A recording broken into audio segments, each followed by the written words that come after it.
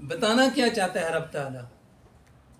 بتانا یہ چاہتا ہے بندے تو تم سب ہو، آدم سے لے کر میرے آقا تک، خاتم تک جتنے ہوئے وہ بھی بندے ہیں میرے، جو خاتم کے لے کر قیامت تک آنے والے ہیں وہ بھی بندے ہیں میرے، لیکن ان تمام بندوں میں اگر کوئی بندہ کہلانے کا حقدار ہے تو صرف محمد رسول اللہ۔ سبحان اللہ، سبحان اللہ۔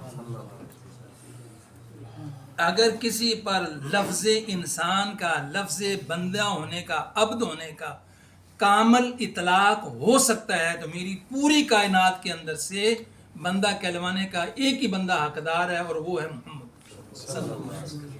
پاک ہے وہ ذات جس نے سیر کروائی اپنے اس بندے خاص۔ آ جائیں دوسرا معنی، کیونکہ ہم نے آیت کا صرف معنی کرنا ہے، وقت اتنا نہیں۔ دوسرا معنی ہم نے کیا کیا؟ عبادت کرنے والا، باقی نہیں عبادت کرنے والا۔ فرشتوں کے لیے اللہ پاک نے لفظ عبد استعمال کیا ہے قرآن میں، 17واں سپارہ دوسرا رکوع۔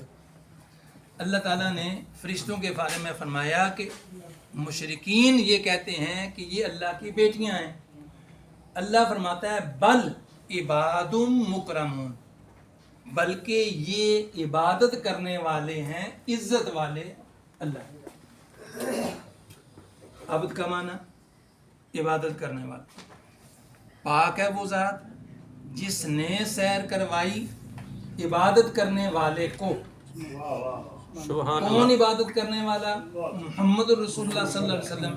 یا اللہ فرشتے بھی تیری عبادت کریں، جو ان کی زبان پر پیدا ہوئے ہیں تو سبحان اللہ سبحان اللہ سبحان اللہ، کوئی دوسرا لفظ نہیں آیا۔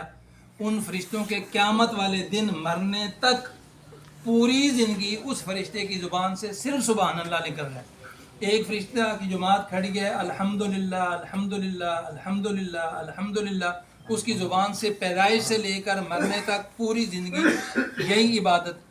ایک اللہ اکبر اللہ اکبر اللہ اکبر اللہ اکبر، ایک یا علیو یا علیو، ایک یا عظیم یا عظیم، ایک یا کریم یا کریم، تمام فرشتے عبادت کر رہے ہیں، کوئی قصور بھی نہیں کر رہے اور عبادت بھی کر رہے ہیں۔ عبادت تو ان کی ہوئی نا۔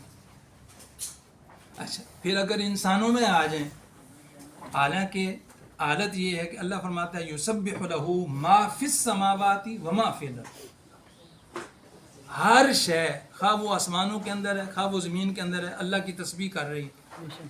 بے شک کوئی شے اللہ کی تسبیح اللہ کی عبادت سے غافل نہیں ہے۔ انسانوں کے اندر جنوں کے اندر اللہ تعالیٰ نے یہ تفریق رکھی، چاہو تو مرضی سے اللہ کی عبادت کرو، چاہو تو نافرمانی کر لو۔ اللہ نے استعمال کیا اس آیت میں لفظ پاک ہے وہ ذات جو اس نے سیر کروائی، جو سیر کو لے گیا اپنے عبادت کرنے والے محمد کو صلی اللہ علیہ وسلم۔ یا اللہ عبادت کرنے والے تو اور بھی بے شمار ہیں، کسی کا دھیان کسی کا ذہن اس طرف بھی جا سکتا ہے۔ فرمایا یہی تو بتانا چاہتا ہوں میری پوری مخلوق کے اندر اگر کوئی میری عبادت کرنے والا کامل ترین شخص ہے تو صرف محمد، سبحان اللہ، نہ اس سے بڑھ کر کوئی عبادت کرنے والا، نہ اس کے برابر کوئی عبادت کرنے والا۔ جتنی عبادت میرا حبیب میری کرتا ہے اتنی عبادت نہ فرشتے کرتے ہیں نہ کوئی اور مخلوق۔ اس لیے عبادت کرنے والے کا معنی اگر کسی پر فٹ آتا ہے مکمل طور پر تو وہ صرف اور صرف میری پوری کائنات کے اندر ایک ہی ذات ہے اور وہ ہے محمد صلی اللہ علیہ وسلم۔ تیسرا معنی، دو معنی ہو گئے، تیسرا معنی کیا ہے؟ عبد کا غلام۔ تیسرا معنی عبد کا غلام۔ غلام دو قسم کے ہوتے ہیں، تین قسم، غلام تین قسم کے ہوتے ہیں۔ ایک غلام ہوتا ہے نافرمان، ہوتا غلام ہے لیکن ہوتا اپنے